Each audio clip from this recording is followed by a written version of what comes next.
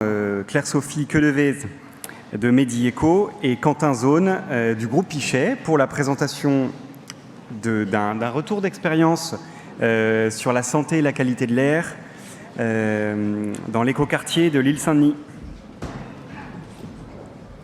C'est à vous. Je vais me mettre là. Tu nous présentes tous les deux. Pardon.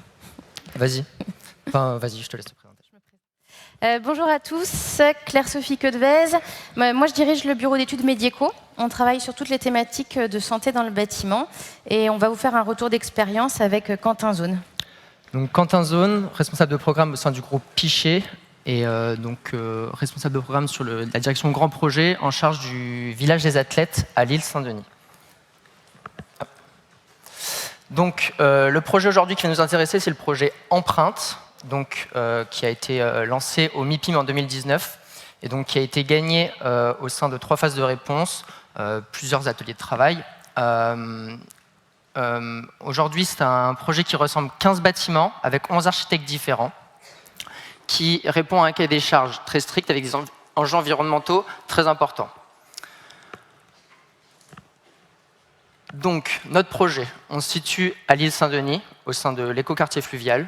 On est, donc l'île Saint-Denis, pour ceux qui ne connaissent pas forcément, on est entre Villeneuve-la-Garenne et Saint-Ouen-Saint-Denis. Donc c'est une partie du village olympique et à proximité de la 86. Donc notre ZAC de l'écoquartier fluvial se décompose en 3 îlots qu'on peut apercevoir tout au fond là-bas. Donc l'îlot PA, PB et PE. Et l'îlot PE va nous intéresser un peu plus particulièrement. Donc, c'est un écoquartier vertueux, donc avec 15 bâtiments qui regroupent des logements collectifs, des bureaux, un hôtel, une cité des arts, un pôle nautique, et c'est déjà bien. Donc, les bureaux sont certifiés BREEAM. Tous nos bâtiments ont un équivalent E3C1. Notre bâtiment de bureau est labellisé également Biodiversity, et tous nos logements sont B2E.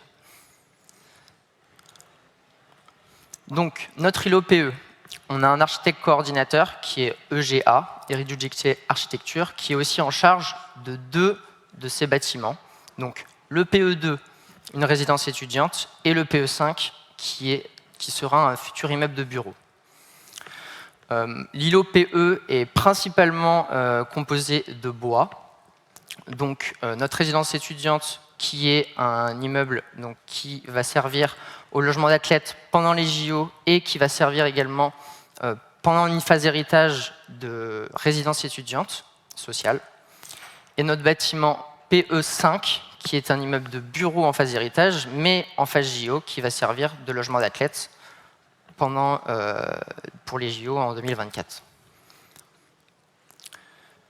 Donc, à gauche, comme vous pouvez le voir, notre résidence étudiante, donc un socle béton avec la cage d'ascenseur également faite en béton, sur lequel on va mettre du 2e étage jusqu'au 8e étage des modules préfabriqués en bois. Donc, ces modules sont entièrement préfabriqués en usine par notre partenaire eLoft, qui sont bretons, mais qui ont aujourd'hui un atelier dans le nord, à côté d'Olchin. Et donc, tous ces modules sont acheminés par voie fluviale jusqu'à l'île Saint-Denis. Et ensuite, le PE5, donc un immeuble à structure poteau-poutre béton et à ossature bois. Donc, on s'est intéressé aujourd'hui à ces 2 bâtiments parce que, comme on peut le voir précédemment, c'est les 2 bâtiments qui sont le plus proches de la 86.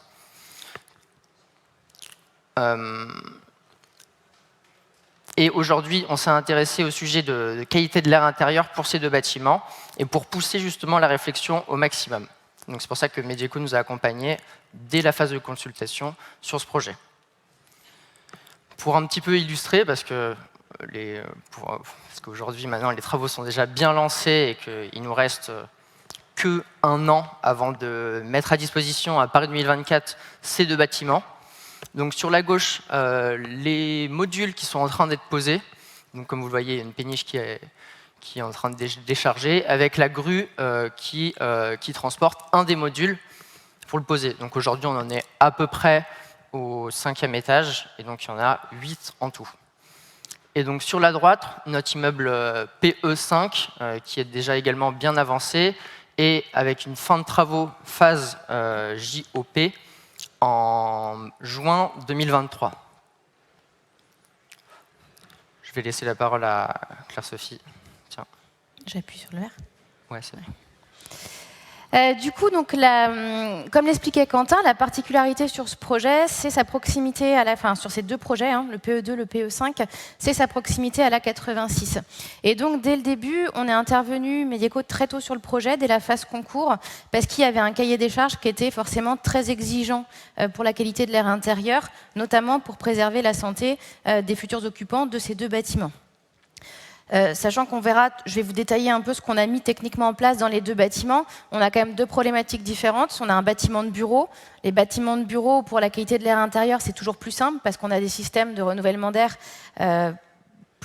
en tout cas, on arrive à filtrer mieux l'air extérieur qui rentre dans le bâtiment. La vraie question, elle s'est surtout posée aussi pour le lot PE2, qui est la résidence étudiante, où aujourd'hui, les pratiques de renouvellement d'air dans ce type de bâtiment ne permettent pas toujours de bien filtrer l'air qui vient de l'extérieur. Alors pourquoi ce projet avait un cahier des charges ambitieux? En fait, il était inscrit, ce projet, dans un projet plus global qui s'appelait Prescrit Airbat, qui est un appel à projet lancé par l'ADEME. Et donc, il fallait répondre à chaque phase à un cahier des charges ambitieux pour les deux lots sur la qualité de l'air intérieur. Alors, qu'est-ce qu'on a proposé et qu'est-ce qu'on fait en fait? Prendre en compte la qualité de l'air intérieur dans un projet pour accompagner Pichet sur ce projet. À chaque phase du projet, on va intégrer un certain nombre de recommandations plus ou moins exigeantes en fonction du contexte du bâtiment. Et là, vous avez bien compris que la proximité de la 86 pose quand même quelques questions. Du coup, en phase concours, la première chose, ça a été déjà d'analyser quelle était la qualité de l'air extérieur, d'avoir des données assez précises pour se rendre compte s'il fallait ou non mettre en place des solutions de filtration plus ou moins performantes dans les deux projets. Donc, à 86 dit présence à l'extérieur de niveaux de particules fines et de dioxyde d'azote assez importantes. Et donc, la question, c'est qu'est-ce qu'on fait? On avait également un cahier des charges sur le renouvellement d'air assez ambitieux aussi, parce que l'idée, c'était de se dire, OK, on a un contexte extérieur pollué. On veut traiter l'air qui vient de l'extérieur, mais sans système de ventilation double flux pour la résidence étudiante.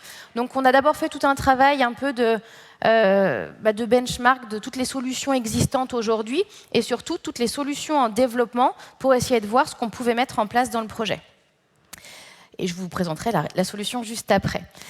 En phase conception, une démarche assez classique de qualité de l'air intérieur. Une fois qu'on a traité l'air extérieur, on va s'intéresser aux produits de construction qu'on met à l'intérieur des bâtiments. Et donc là, on est venu mettre à chaque... dans toutes les pièces écrites du projet, tout un tas d'exigences à respecter pour le choix des produits de construction.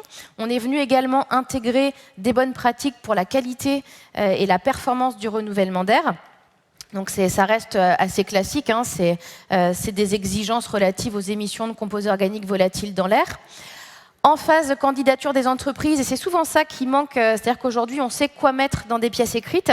Après, tout le travail, et le plus gros du travail finalement, c'est de valider que chaque produit proposé par des entreprises corresponde aux exigences qui étaient marquées dans les pièces écrites. Donc ça, c'est ce qu'on a fait sur le chantier.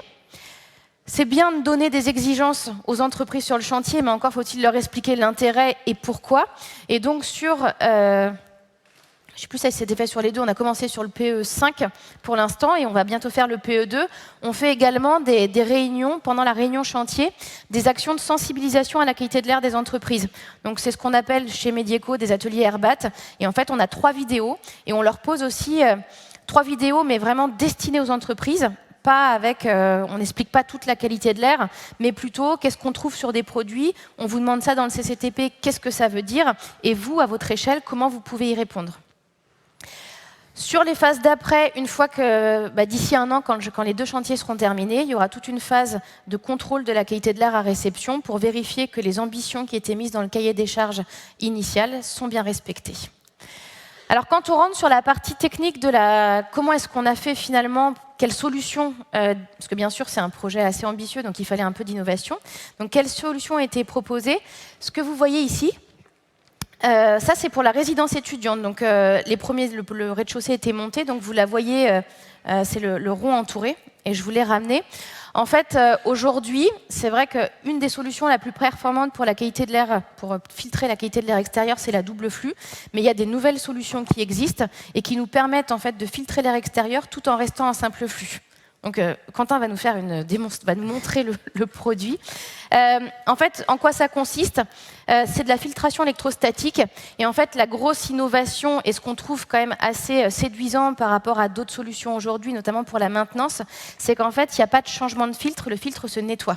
Il est à l'intérieur. C'est celui-ci. Ouais. Donc, en fait, vous avez... Donc on reste en simple flux, vous avez une extraction dans la salle de bain, c'est une résidence étudiante, donc c'est des petites chambres, mais aujourd'hui on commence à les mettre sur des logements plus gros. Et donc l'air passe à l'intérieur, et autant quand vous avez un média filtrant d'habitude, une fois que le filtre est trancassé, il faut le changer. Ici, donc ça marche avec électricité, parce que c'est de la filtration électrostatique, et donc le courant va permettre de séparer les particules fines de l'air. Et on a des efficacités, alors certes, un peu moins importante que la double flux, ça reste quand même l'idéal en qualité de l'air intérieur, mais on obtient quand même des performances en fonction de la taille des particules entre 70 et 80%, ce qui est déjà, surtout vu le contexte de notre projet, très intéressant. Je rappelle juste quand même que, je ne sais pas si vous connaissez le chiffre, l'exposition à une mauvaise qualité de l'air intérieur en France, ça coûte à peu près 19 milliards d'euros. C'est une étude qui a été faite sur 6 polluants uniquement. Et dans ces 19 milliards d'euros, on en a 14 milliards chaque année qui sont liés juste à l'exposition aux particules fines dans l'environnement intérieur. Donc quand on parle qualité de l'air intérieur, effectivement, il y a les composés gazeux. Mais s'il y a bien un sujet majeur auquel il faut faire attention, ça reste quand même l'exposition aux particules fines. Donc on se rend bien compte là que le renouvellement d'air a une part très importante pour limiter l'exposition aux particules fines. Donc dans le LOPE2, ce sont ces entrées d'air. Autre chose, il faut les penser assez en avance, parce qu'en fait, à la différence de la ventilation simple flux, aujourd'hui, vous avez les entrées d'air dans les menuiseries, dans les logements. Là, on est sur des entrées d'air en façade. Donc, l'entrée d'air va traverser la façade, ce qui veut dire qu'il faut travailler avec l'architecte pour que cette entrée d'air s'intègre bien au niveau de la façade. Ça, c'était notre première solution. Donc, il a fallu quand même un certain temps pour aller chercher. Elle était en développement. Depuis, elle a un avis technique et elle est disponible sur le marché. C'était pour le lot PE2. Pour le lot PE5, donc on est sur du bâtiment de bureau, donc un système plus... déjà, on avait l'avantage d'avoir une centrale de traitement d'air. Qu'est-ce qu'on a rajouté à cette centrale de traitement d'air? Deux choses. Donc forcément, la centrale de traitement d'air, les filtres permettent de filtrer les particules fines. Mais dans la pollution de l'air extérieur, on a aussi le dioxyde d'azote qui nous intéresse pour l'impact sanitaire. Et donc, on va avoir un filtre moléculaire, donc c'est du charbon actif, qu'on intègre dans la CTA, qui va permettre de limiter les concentrations en dioxyde d'azote. Et puis, on a tout un système de monitoring où, en fonction de la qualité de l'air extérieur, on va adapter les différents débits pour avoir toujours un renouvellement d'air qui permette de garantir la meilleure qualité de l'air intérieur possible. Donc, tous ces systèmes sont en train sont en cours de mise en œuvre. Et puis derrière, la fin du projet, ce sera aussi de vérifier, parce qu'on reste quand même sur des technologies innovantes, de vérifier que tout ça fonctionne bien via des campagnes de mesure de qualité de l'air intérieur à réception. Voilà, j'ai terminé. Si vous avez des questions, je ne sais pas. Oui. Peut-être qu'on peut passer à la présentation et après on aura 10-15 minutes pour... voilà, je vous inviterai tous à remonter sur scène. Merci beaucoup.